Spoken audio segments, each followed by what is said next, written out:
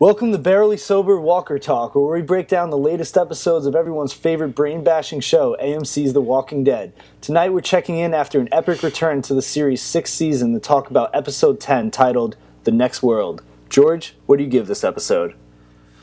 Rating this episode 1 out of 10, I give this episode 6.7. 6.7.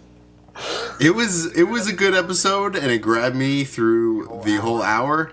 But it was another dead episode, no pun intended, that it was just kind of, nothing really happened besides, I guess you could say, the love story between Rick and Michonne. Besides that, it was just an introductory episode to further chaos. Yeah, I think they've had so many episodes where they just meet like some random character out on the road that it didn't have like so much of an impact. I mean, they've done that so many times already so far. But I would give this a solid 7, I would say. A solid 7? I don't know about that point 3. I'll tell you why about that point 3. Okay, let's hear it. Let's hear the difference. I really enjoyed seeing Rick and Daryl back together again. Because I feel like they haven't had some good screen time in a long while. That kind of, what do you feel like they're like these brothers that... brothers from another mother just getting together, they just click like... I always got the impression that Daryl was like Rick's right-hand man. But we haven't really seen that in a long time. Yeah. I mean, I kind of like if Rick was really looking for a partner, I guess you could say. Like, you would be Daryl. When I can't even remember the last time they did have an awesome duo. And you kind of saw them really kind of shine a little bit. Yeah, they were with battling with Jesus. Right. So let's take it back to the beginning because I think they did. I think they said on Talking Dead they did like a 2-month time skip. So yeah. So you could tell like they rebuilt the walls. It looks like Rick has like totally loosened up. He seems like he's in a great place now. He's like really happy. Making jokes, busting Daryl's balls with the music he's putting on in the car, right? And they're going out on some run, and it was just cool to see that banter. I thought between the two of them, it seemed like almost like a fresh start. It almost seemed like this was a series premiere instead of just episode 10. I guess they do some kind of have the connection, and it's like. Like, they kind of get each other. I like it. Yeah, it was good. So they're out on the road, and they run into this new character, Jesus, who I was obviously aware of from the comic books. I was kind of expecting him to pop up, but his introduction was totally different. Just the way they're taking the character, I can kind of see they're taking like a more, lighthearted approach with him. But what was your impressions of him? My impressions of him, he seems like he's like a little crafty mofo. Like he seems like he wants to do good things, and he understands that everyone's trying to survive.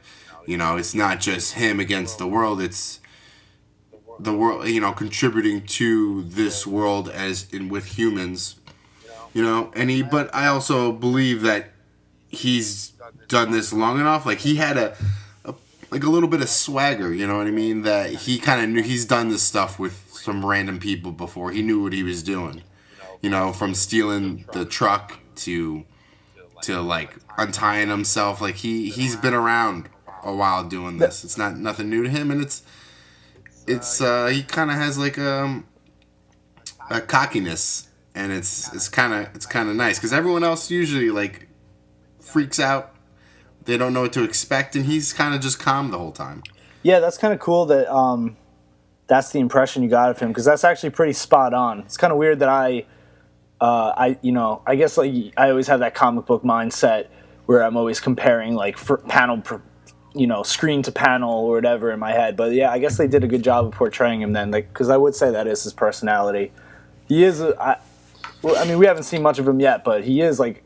He's a badass in the comic books. I mean, is that his personality in the comics book? Just a suave debonair? Yeah, definitely. He's crafty. He's like he's the 007 of the Walking Dead world. Yeah, I mean, yeah, he's a badass though. I mean, he's a martial artist. Like, yeah, samurai sort of dude. Oh shit! Yeah. But he wasn't carrying weapons when he first met Rick and Daryl. Yeah. He uses martial arts for a lot of things, but he definitely uses guns and swords and stuff too in the comic books. Okay, so he'll use them, but he doesn't need to carry it. He doesn't really need to, so I think he just Okay, so he knows how to just. There's no need for him to waste that stuff. He'll just take it from other people. Yeah, so I think he had that one line in the episode where Rick and Daryl are pointing the guns at him, which I thought this was a great moment. He's like, "Do you even have bullets in those?" And then they both just shoot the walker behind him. But they both shoot him. I think that maybe was kind of like a hint, like implying that wherever he's from, they might not even have any bullets left. Oh, okay. So it's very that's not even a thing. Maybe that's why he doesn't even have a gun. Yeah, that could be what they're going for. He's like, I don't need a knife, and there's no point in me bringing a gun out, even if they even have a few bullets. And the thing is, Rick's group or Alexandria, they use these bullets that they have so sparingly. Plus, they're so lucky because Alexandria has that huge armory just filled with weapons. I think that's like pretty rare, Not many people have access to that. Yeah, they haven't had that. I feel like that issue yet in the show. Yeah. Of running low on. Yeah, on weapons. Not really, right? No, yeah. But so you know what I did notice this episode, and it kind of reminded me that Daryl doesn't have his crossbow anymore. I noticed that too. I noticed that. What scene was it? It was when, I can't remember when, but he pointed some other gun up. And I'm like, wait a second. His crossbow's gone. Yeah. And was it because it was taken by... Yeah, it was taken by that character in that one episode. I can't remember the character's name. I don't think they said his name in the episode, but I'm pretty sure it's supposed to be another comic book character that will be returning. Okay, so I'll tune in for that. Yeah, so that's... He's feeling out of place, not with his crossbow, you think? I think it's pretty cool. It's about time. He's had that crossbow for like 6 seasons. Yeah, that thing's awesome, but glued to his seriously, hip. Use a rocket launcher. That was cool. Use a gun. Change it up. That's what the show needs more than anything, is just to spice things up every once in a while. I agreed. And that's... I would love if Daryl wore a different freaking outfit for one episode. What, you don't like the leather vest? I'm sick of it, man. With the, what is it, angel wings in the back? Yeah, I think it's... I think it was Merle's jacket. Is that why he wears it? I think it was Merle's jacket, which is kind of cool, but... I mean, how many... Yeah, I guess Rick has had a lot of costume changes. Yeah, everyone else pretty much has. Even Daryl, if you watch like season 1 again, and season 2 even, he's in different outfits all the time. It wasn't until like season 3 that they just want him to look that badass part, all black, biker dude. But anyway, Daryl's been like boring the hell out of me for a while, but these past 2 episodes, I was really digging him again. So yeah, he's putting in that right hand of the king with Rick kind of vibe to him, I have a bet, and he'll be more badass without that crossbow, and he'll make an epic comeback. I have a feeling he's going to die this season. You think so? There's 3 reasons. They took his crossbow away. Moly. Think about it. They took his crossbow away. He's going to get killed by his crossbow? They gave him, well, maybe, I don't know. Oh, damn, don't say that. They gave him like a special episode with Rick. You know how they always give like a character like a good episode before they die? Right. Could be the case. Oh, no. They're just going to give him a whole solid season. Yeah. And who can fill in his place? Well, they got so many characters now, man. They do. I guess they need to have that excitement to them, and that the show that killing off, they're not to say, hey, we're not afraid to kill off a main character, no matter how much you love it. Yeah, people are gonna go crazy killing off. Yeah, Daryl. people are gonna go nuts. But screw them, man. It's a show. I don't want them to just keep him alive because the fans are gonna go crazy. Yeah, it's gonna. It's just like anything else. People don't want to have change, but it's in the end it'll be good. It'll make the show it's better. It's not like they're actually killing the actor. It's just a show. It's just a character. I mean, the show is 6 seasons in. He's been in the show for 6 seasons. It's like, you know who could take his place easily?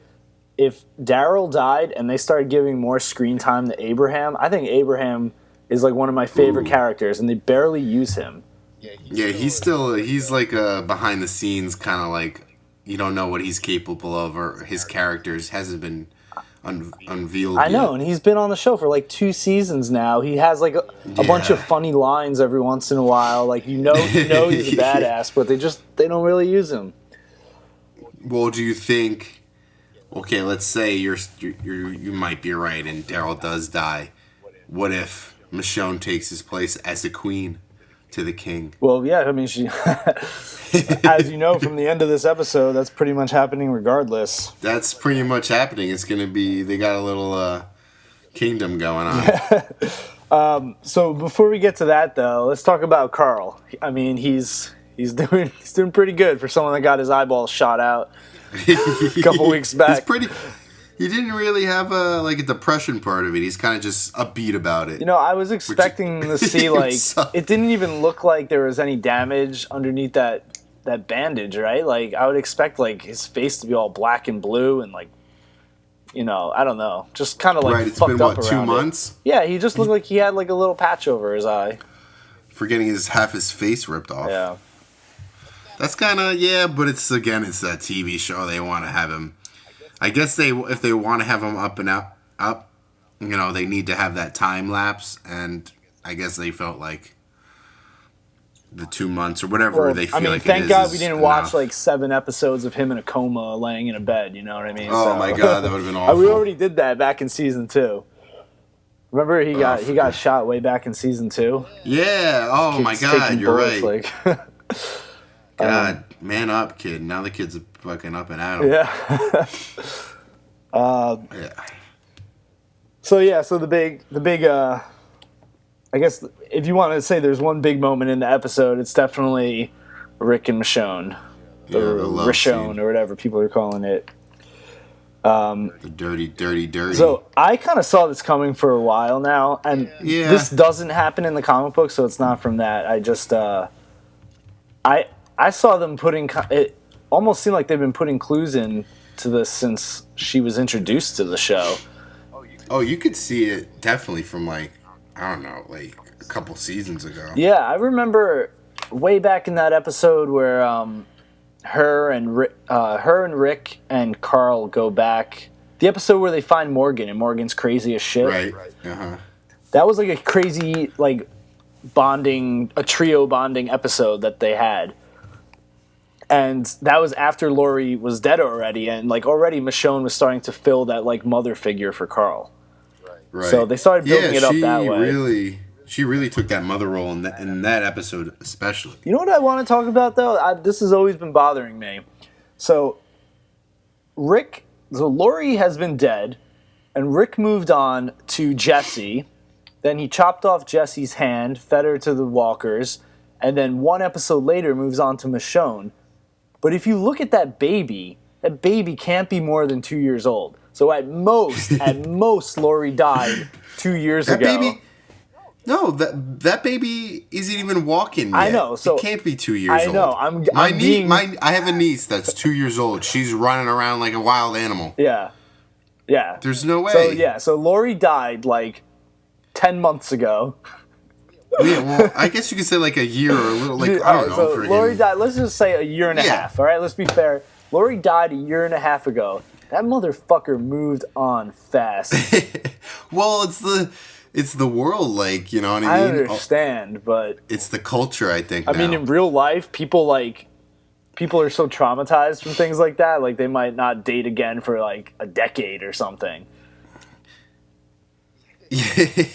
Yeah, but...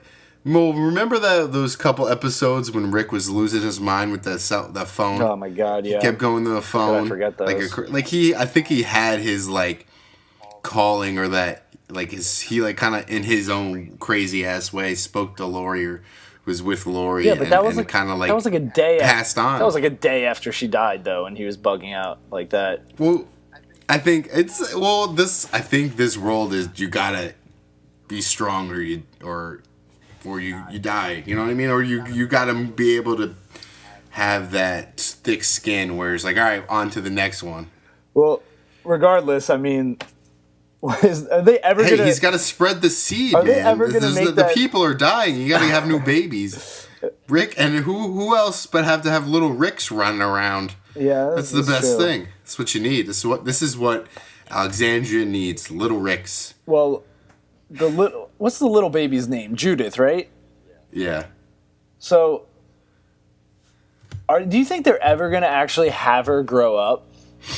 No. So she's just gonna be a baby. Like Carl's gonna be like a 30-year-old man at some point, and his little sister's still gonna be a baby. My little sister. She can't even walk yet. Yeah. She has never cried one time. Right. 'Cause I can't think of a way to slow down a show more than having like a 6-year-old girl, like in the apocalypse. Right. I guess they have a lot of filming and a lot of work to do. So I guess if you have like a 5-year-old, you gotta like bend to their screen time and they get antsy. Yeah. I'm sure it's hard working with children. Think about how annoying it was when Carl was like a little kid in like the first couple seasons. His acting was so bad. He was every episode he looked like a year older because but the kid doesn't need to have lines or anything. It just at least how are you gonna have Rick's daughter not have any lines? You know, she starts. Well, at least can we get some age on this broad over here? Yeah, who knows? But I mean, this kid is an angel. It's like they put the kid's probably hungry a lot. Like it's any baby poops, especially after being like 2 seasons like starving out on the road. Baby doesn't cry for once. And the baby's just like chilling, like, oh, there's zombies, like everyone's freaking out, but like I'm gonna take a nap. And a good thing they could just walk around in zombie-infested woods with a baby in their arms, and the baby never cries. Ridiculous. Once in a while, the baby will be like, that baby, and they're like, shh, baby, shh, and it's like, oh, okay, I got it. Think about every night while they were sleeping in the woods, camping out, whatever. That baby would be crying all night, drawing every walker to them. Right? Isn't it like the first year, like when the baby's first born, it just cries all the time? Isn't they? Yeah. Don't they? You know what? And isn't that like a thing? And to be honest, that would have been like a pretty like interesting plot point to throw in there. A lot better than just watching them walk and walk and walk all those episodes. Yeah, baby won't shut the hell up. Yeah, that would have been like tense, you know, like the baby's freaking out. There's zombies closing in from every direction. They don't know what to do. It's like they can't shut the baby up, obviously. Like, what are they going to do? Kill the baby? Smother the baby. Maybe Carol would have been like, kill the fucking baby. This is the first baby in zombie world. You can't just kill it. Oh, man. Well, anything else you want to say about this episode? I always hope the next episode isn't like another waste. Like, and I feel like it will be. I feel like the rest of the season will be like this. Well, they're moving the plot along, so don't get. There's some episode. I was saying it before. Like the reason why you feel like nothing happened is because we've seen this so many times, where there's just an episode where they run into someone in the woods, and like nothing seems to happen. But Jesus is a gateway into a lot of plot lines, so. Hopefully they just get to them sooner than later. Well, hopefully, yeah. Because this, from what I've seen from the trailer for episode, what is it, 12? 11. What, episode 11? Yeah. From what I see from coming up for episode 11, it looks like they go, I don't even know, they're traveling with Jesus. Who knows where they're going or taking them? I mean, but... it looks like they kind of are just in a panic the whole episode, and I don't see anything happening. Well, I don't know if they're taking Jesus to his community or they should, or looking for food, or just seeing maybe he told them about some place, or I don't know. Yeah, well, I'll just say that Jesus is definitely a gateway into the next world, and that's why this episode's called this. So there should be a lot of great things coming. Let's just hope they pull it off.